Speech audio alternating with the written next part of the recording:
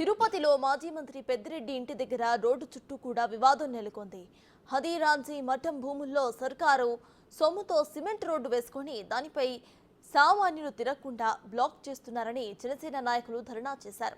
రేపటిలోగా ఆ రోడ్డును క్లియర్ చేయకపోతే తామే యాక్షన్లోకి దిగుతామని హెచ్చరించారు.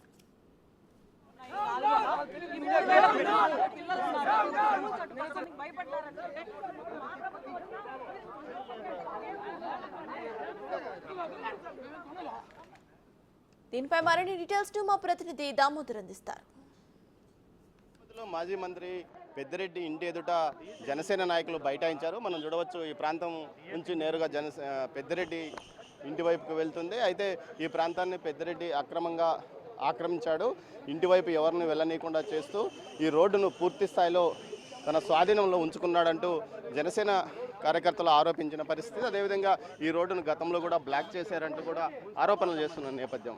ఏదైతే పంచాయతీరాజ్ మినిస్టర్గా ఉన్నప్పటి నుంచి ఇది కొత్తగా నూతనంగా ఈ రోడ్డు వేసుకున్నాడు. ఇటువైపు నుంచి ఆయన ఇంటి వైపు ఇటు నుంచి అటు లోపలికి వెళ్ళడానికి మార్గం ఉంది. ఈ మార్గాన్ని పూర్తిగా బ్లాక్ చేసి ఎవరిని ఆ మార్గం నుంచి తిరగనీయకుండా అడ్డుకున్నాడంటూ ఇటు ఏదైతే జనసేన కార్యకర్తలు బైఠాయించారు. వారితో మాట్లాడే ప్రయత్నం చేస్తాం. మొత్తం మీద ఈ రోడ్డు పైన గతంలో ఇది మఠం భూములుగా కొంత హడావిడి నడిచిన నేపథ్యంలో ప్రస్తుతం దీనికి సంబంధించి ఏదైతే జనసేన పార్టీ నాయకులు కార్యకర్తలు ఇక్కడ బైఠాయించి ఉన్న పరిస్థితి వారిని అడిగి తెలుసుకున్నాం. జనసేన నాయకుడు కిరణ్ రాయలు ఉన్నారు. చెప్పండి, ఎందుకు మీరు ఆందోళన చేస్తారు? సార్, ఎలక్షన్ అప్పుడు ఈ వార్డులో సమస్యలు ఈ వార్డు ప్రజలు మమ్మల్ని కోరారు. పెద్దిరెడ్డి ఆక్రమించి ఇక్కడ రోడ్డు వేసుకున్నాడు, ఈ రోడ్డు తీయండి, ఈ రోడ్డు వల్ల మేము 2 కిలోమీటర్లు తిరుక్కు రావాల్సి వస్తామని చెప్పి పెద్దిరెడ్డి ఆక్రమించి చెప్తే ఎలక్షన్ అప్పుడు మేము హామీ ఇచ్చాం, గెలవగానే ఆ రోడ్లు గేట్లు కొట్టిస్తామనేసి. ప్రభుత్వ డబ్బులతో జల్సా కోసం వేసుకున్నాడు. ప్రభుత్వం వచ్చాక దాన్ని తీయమంటే ఇంతవరకు పట్టించుకోవాలా. ప్రతిరోజు పేపర్లో టీవీలో చూపిస్తా పట్టించుకోవాలా. ఈరోజు కమిషన్ వస్తాం రాలా. అందుకే మేమే అడిగి నిరసన వ్యక్తం చేస్తామంటే మమ్మల్ని పోలీసులు అక్రమంగా అడ్డుకున్నారు, చాలా ఇబ్బంది పెడుతున్నారు. అధికార పార్టీలో ఉన్న సంగతి మర్చిపోయేటారు వాళ్ళు. ఖచ్చితంగా చెప్తాం, పవన్ కళ్యాణ్ గారి దృష్టికి తీసుకెళ్తాం. పెద్దిరెడ్డి గారికి ఎందుకు ఇంత ఒత్తాసు పలుకుతుందో అర్థం కావట్లేదు. ఒకటే చెప్తున్నాం, ఆ రోడ్డు తొలగించే వరకు ఇక్కడి నుంచి కదిలే ప్రసక్తే లేదు. మున్సిపల్ అధికారులు రావాలి, పోలీసుల బాధ్యత తీసుకోమని చెప్పండి. పిలిపించి ఆ రోడ్డు గేట్ తొలగించే వరకు ఇక్కడ ధర్నా చేస్తాం. ఇది మున్సిపాలిటీ భూమి, మరి వేరేదే భూమి?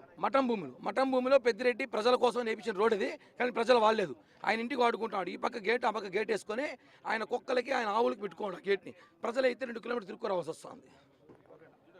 మీరు చెప్పండి, అసలు ఈ విషయాన్ని ఇంతకుముందు మున్సిపాలిటీ దృష్టికి నగరపాలక సంఘంగా తీసుకెళ్ళాము. ఎప్పుడు తీసుకెళ్ళామంటే మా ప్రభుత్వం లేని హయాంలోనే మేము మున్సిపల్ కార్పొరేషన్కి ఇవ్వడం జరిగింది.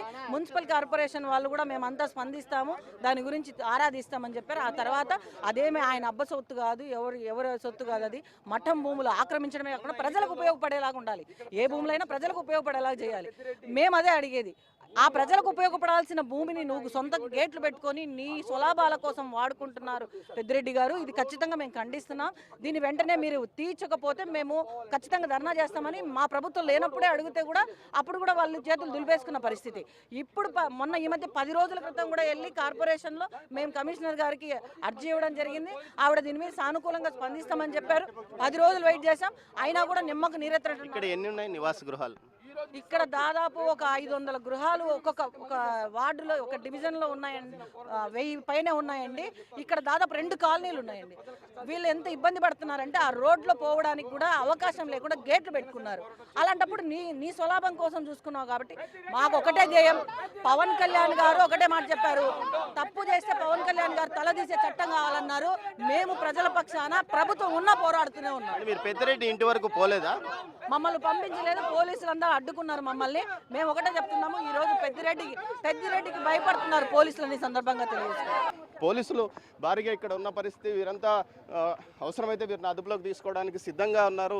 ఇందుకోసం ప్రత్యేకంగా వాహనాలు కూడా తెప్పించిన పరిస్థితి కనిపిస్తుంది. డిఎస్పీతో పాటు సిఐలు అటు ఎస్ఐలు కూడా ఇక్కడ మోహరించి ఉన్న పరిస్థితి మనకు కనిపిస్తుంది.